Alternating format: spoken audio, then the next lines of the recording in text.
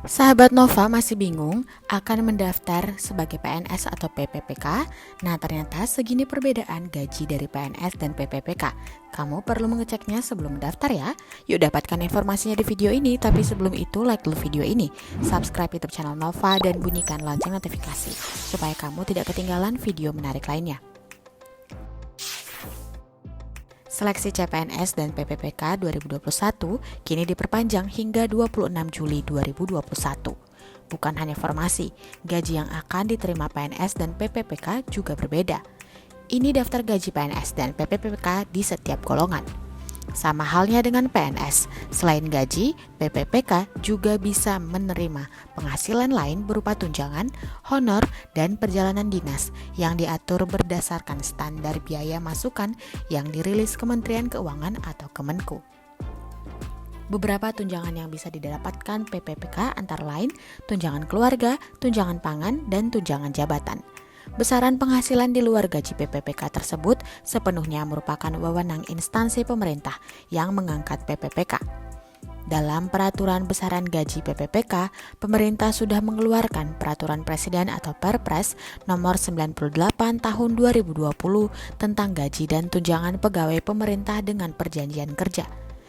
Ketetapan gaji PPPK juga diatur dalam peraturan pemerintah nomor 49 tahun 2018 tentang manajemen pegawai pemerintah dengan perjanjian kerja atau PPPK.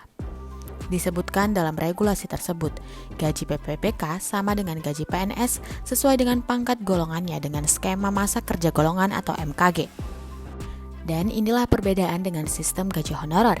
Berikut daftar gaji PPPK per bulan yang dianggarkan pemerintah dari APBN dan APBD.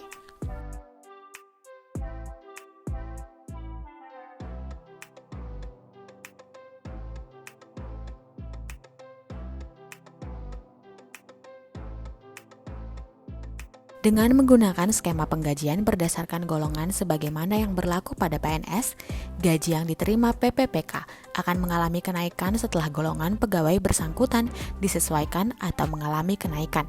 Sementara, gaji PNS diatur dalam Peraturan Pemerintah atau PP nomor 15 tahun 2019. Besaran gaji pokok PNS berjenjang sesuai golongan dan lama masa kerja yang dikenal dengan masa kerja golongan atau MKG. Berikut gaji PNS untuk golongan 1 hingga 4. Hitungan gaji dari yang paling rendah hingga tertinggi disesuaikan berdasarkan masa kerja atau MKG mulai dari kurang dari 1 tahun hingga 27 tahun.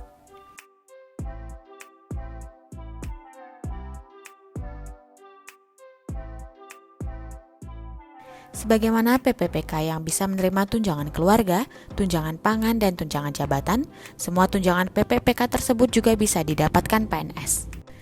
Namun perbedaan PNS dan PPPK, PNS bisa mendapatkan tunjangan dalam bentuk tunjangan kerja atau TUKIN, di mana TUKIN tidak diberikan kepada ASN berstatus PPPK. Setiap PNS memiliki tunjangan yang berbeda-beda.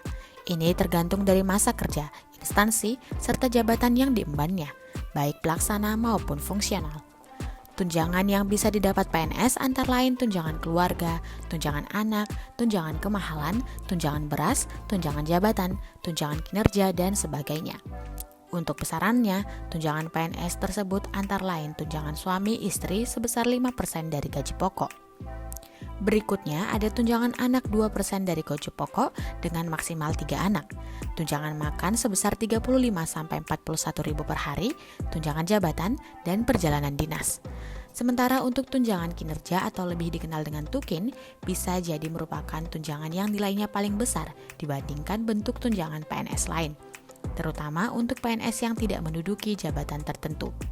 Besaran tunjangan kinerja berbeda-beda untuk setiap instansi, baik pusat maupun daerah.